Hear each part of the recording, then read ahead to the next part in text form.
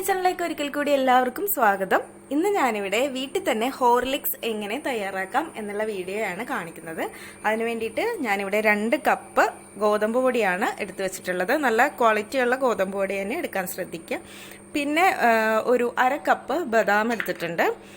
പിന്നെ ഒരു 1/4 കപ്പ് കപ്പലണ്ടി. ഇതിന് പ്രത്യേകിച്ച് അളവൊന്നുമില്ല, അങ്ങോട്ടും ഇങ്ങോട്ടും മാറിപ്പോയാലൊന്നും കുഴപ്പമൊന്നുമില്ല അളവുകൾ. പിന്നെ പഞ്ചസാര പൊടിച്ചു വെച്ചിട്ടുണ്ട്, അതൊരു 1.25 കപ്പ് പഞ്ചസാര പൊടിയാക്കി വെച്ചതാണ്. പിന്നെ വേണ്ടത് പാൽപ്പൊടിയാണ്. പാൽപ്പൊടി ഇല്ലെങ്കിലും കുഴപ്പമൊന്നുമില്ല, പാൽപ്പൊടി ചേർത്താൽ നല്ലൊരു ടേസ്റ്റ് ഉണ്ടാവും നമ്മൾ തയ്യാറാക്കുന്ന ഹോർലിക്സിന്.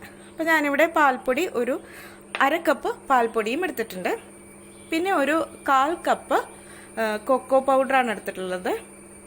അപ്പോൾ ഇത്രയാണ് വേണ്ടത്. ഇനിയിപ്പോൾ നമുക്കിത് എങ്ങനെയാണ് തയ്യാറാക്കുന്നതെന്നൊന്ന് നോക്കാം. ആദ്യം തന്നെ ഒരു പാൻ ചൂടാക്കാൻ വെക്കാം. പാൻ ഒന്ന് ചൂടായി വരുമ്പോഴേക്ക് ആദ്യം ഗോതമ്പ് പൊടി ഒന്ന് വറുത്തെടുക്കണം.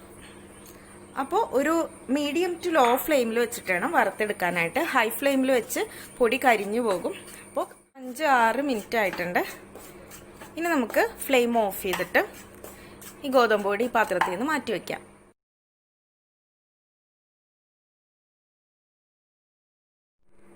അപ്പോൾ ഗോതമ്പ് പൊടി വറുത്ത് മാറ്റി വെച്ചിട്ടുണ്ട്. ഇനി ഞാൻ അതേ പാത്രത്തിൽ തന്നെ ഫ്ലെയിം ഓൺ ചെയ്തിട്ടുണ്ട്. അതേ പാത്രത്തിൽ തന്നെ ബദാമും കപ്പലണ്ടിയും ഒന്ന് വറുത്തെടുക്കുന്നുണ്ട്.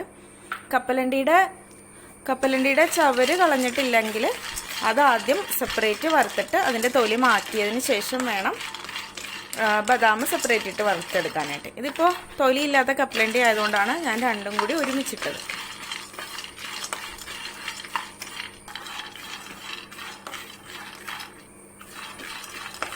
ഇതിപ്പോൾ നന്നായിട്ട് ചൂടായി വന്നിട്ടുണ്ട്.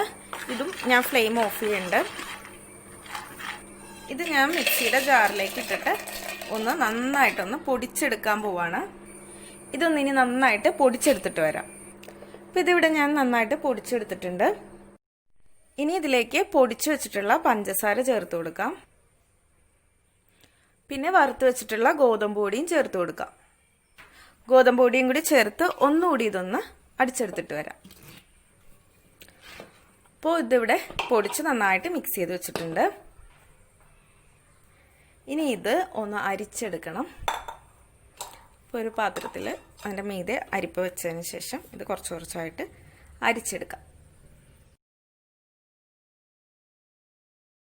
നമ്മൾ എടുക്കുന്ന പാത്രത്തിലും അതുപോലെ മിക്സിയുടെ ജാറിലും വെള്ളത്തിൻ്റെ അംശം ഒട്ടുമില്ലാതെ പ്രത്യേകം ശ്രദ്ധിക്കണം. വെള്ളത്തിൻ്റെ അംശം ഉണ്ടെങ്കിൽ ഇത് പെട്ടെന്ന് കേടായി പോവും, പൂപ്പലൊക്കെ വന്ന് പോകാൻ ചാൻസ് ഉണ്ട്. നമ്മൾ യാതൊരുവിധ പ്രിസർവേറ്റീവ്സ് ഒന്നും ഇതിൽ ചേർക്കുന്നില്ലല്ലോ. കുറച്ച് ക്വാണ്ടിറ്റി ആയിട്ട് ഉണ്ടാക്കുന്നതായിരിക്കും നല്ലത് എപ്പോഴും. അപ്പോൾ ഇതിവിടെ അരിച്ചെടുത്ത് വെച്ചിട്ടുണ്ട്. ഇനി ഇതിലേക്ക് നമ്മൾ നേരത്തെ തയ്യാറാക്കി എടുത്ത് വെച്ചിട്ടുണ്ടായിരുന്ന കൊക്കോ പൗഡർ 1/4 കപ്പ്, അതുപോലെ തന്നെ പാൽപ്പൊടി ഒരു 1/2 കപ്പ് പാൽപ്പൊടി, ഇത്രയും ചേർത്തിട്ടുണ്ട്. ഇത്രയും ചേർത്തിട്ട് ഒന്ന് നന്നായിട്ടൊന്ന് മിക്സ് ചെയ്ത് കൊടുക്കാം.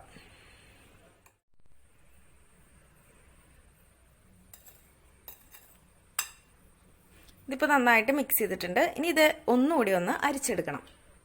അപ്പം ഞാൻ ഇതുപോലെ ഒരു വലിയ അരിപ്പയിലേക്കാണ് ഇതിട്ട് കൊടുക്കുന്നത്.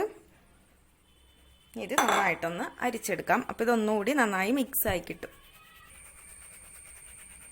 ഞാനിതിവിടെ അരിച്ച് റെഡിയാക്കി വെച്ചിട്ടുണ്ട്. ഇതെല്ലാം നന്നായിട്ട് മിക്സ് ആയിട്ടുണ്ട്. അപ്പോൾ നമ്മുടെ ഹോം മെയ്ഡ് ഹോർലിക്സ് ഇവിടെ റെഡിയായി കഴിഞ്ഞു. ഇനി ഇത് സ്റ്റോർ ചെയ്യാൻ വേണ്ടിയിട്ട് നല്ല ഗ്ലാസ് ജാറ് തന്നെ യൂസ് ചെയ്യാം. ഒരു എയർ ടൈറ്റ് കണ്ടെയ്നറിൽ ഗ്ലാസ് ജാറിൽ ഇത് സൂക്ഷിച്ച് വെക്കാം.